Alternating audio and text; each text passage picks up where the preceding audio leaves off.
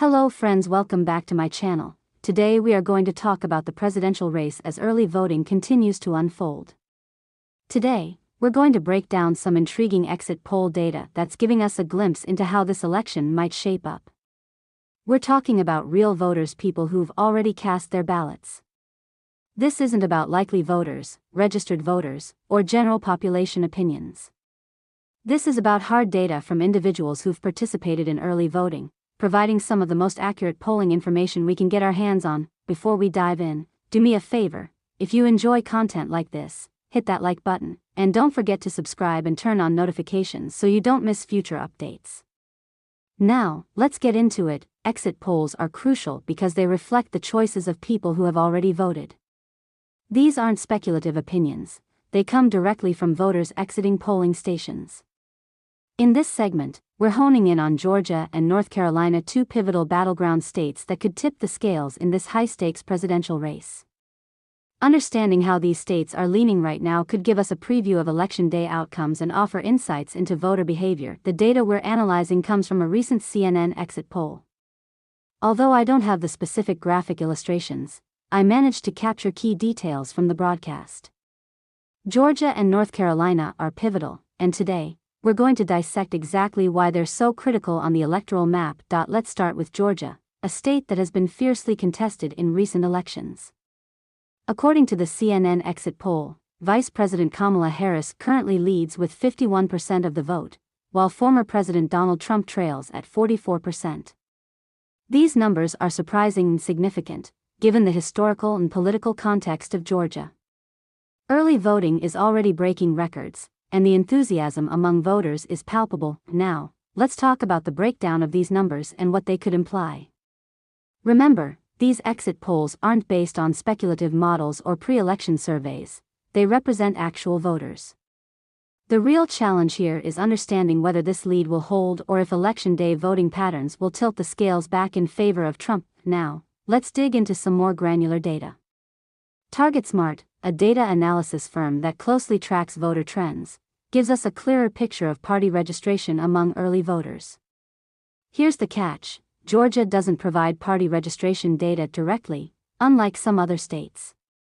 Instead, TargetSmart uses a modeling approach to estimate the party affiliation of early voters. While these models are useful, we have to approach them with a degree of caution, as modeling always involves a margin of error. According to TargetSmart's estimates, about 45% of early voters are Democrats, 48% are Republicans, and 7% fall into the other category. At first glance, Republicans seem to have a slight edge in voter turnout. However, if we juxtapose these figures with the exit poll data showing Harris with a 51% lead, an interesting pattern emerges. How is Harris leading if Republicans are voting in higher numbers? Here's one possible explanation: crossover voting. This is when voters choose a candidate from the opposite party. It appears some Republicans may be voting for Harris, pushing her numbers up. And while this might seem surprising, it's not entirely unexpected. In Georgia, various anti-Trump Republican groups, such as the Lincoln Project and the Bulwark, have actively campaigned against Trump. These organizations represent a significant faction of Republicans determined to prevent Trump from regaining the presidency. This crossover effect could explain why Harris maintains a lead despite a higher turnout from Republican-registered voters. However, as we always emphasize, these are still preliminary numbers, and anything can change as more data rolls in. Another crucial element of this election cycle is the gender gap. In Georgia, early voting data shows that women are voting at a significantly higher rate than men. Approximately 56% of early voters are women, compared to 44% who are men. This is critical for Harris, as women voters have historically leaned more Democratic, especially in recent elections. The enthusiasm among women voters is not just a minor statistic, it's a significant trend that could influence the election's outcome. As of now, nearly 3.6 million votes have been cast in Georgia, and with Election Day still to come, the total voter turnout could surpass the 5 million mark from 2020.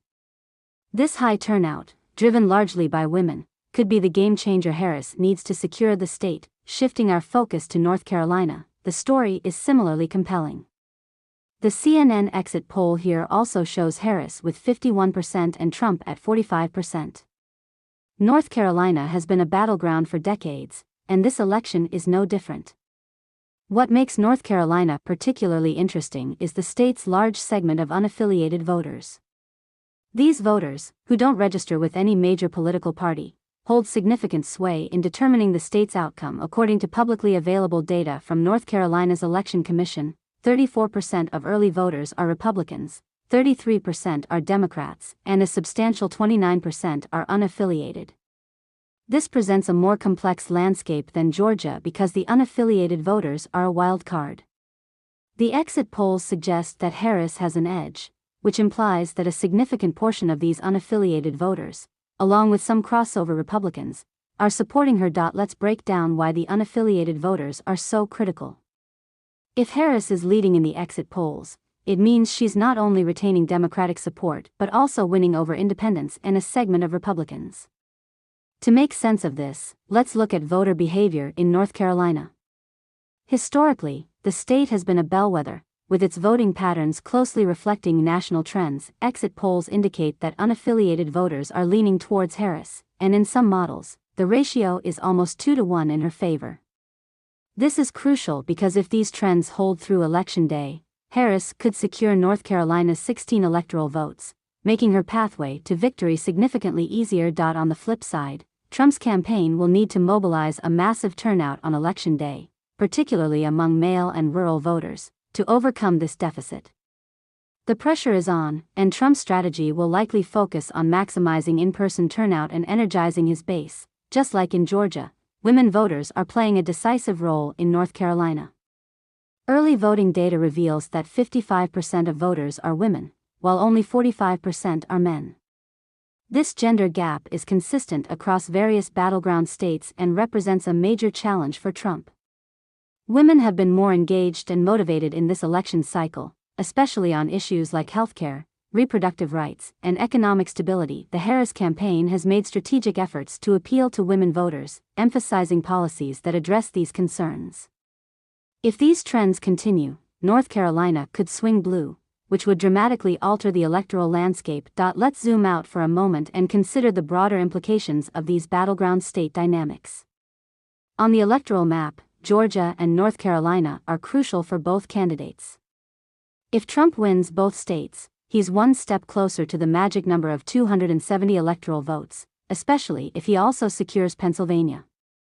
But if Harris manages to flip just one of these states, Trump's path to victory becomes significantly more complicated. For Harris, the strategy is clear: capitalize on high voter turnout among women and independents, maintain her lead in Michigan and Wisconsin, and aim to win Nevada.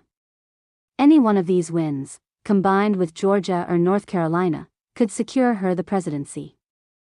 Conversely, Trump's campaign is likely doubling down on efforts in rural areas and emphasizing issues that resonate with male and conservative voters. There's no denying the anxiety within the Trump campaign. Reports indicate that Trump is already laying the groundwork for post-election claims of voter fraud, a strategy we've seen him use in the past. His recent remarks about Pennsylvania, for example, included unsubstantiated allegations of voting irregularities. Political analysts suggest this behavior is a sign of concern. Internal polling might be showing troubling signs, particularly in suburban areas and among female voters. Trump's campaign knows that if women and independents continue to favor Harris, he's in trouble.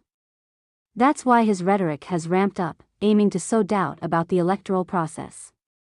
However, without concrete evidence, these claims are unlikely to hold much weight. Still, it's a tactic aimed at undermining confidence in the electoral system. The electoral map shows us that flexibility matters in this race.